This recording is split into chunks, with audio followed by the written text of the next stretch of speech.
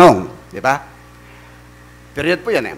Paano namin malalaman ang salita na hindi sinalita ng Panginoon? 22.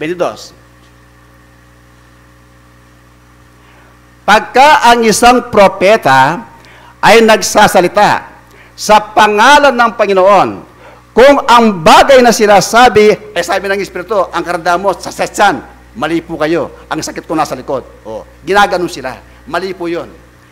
Wag na wag po natin gagawin yon. Insulto po yon. Unang-una, ang ating kapatiran po, ang kasiraan ng isa, masisira po ang buong iglesia. Kaya mag-ingat po tayo.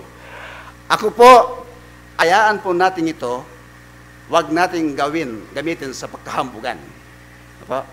Wag natin gawin sa kahambugan. Pakinggan nyo. Sa Galacia 5:13, kaya itong nakasulat, ang sulat ni Apostol Pablo, 5:13,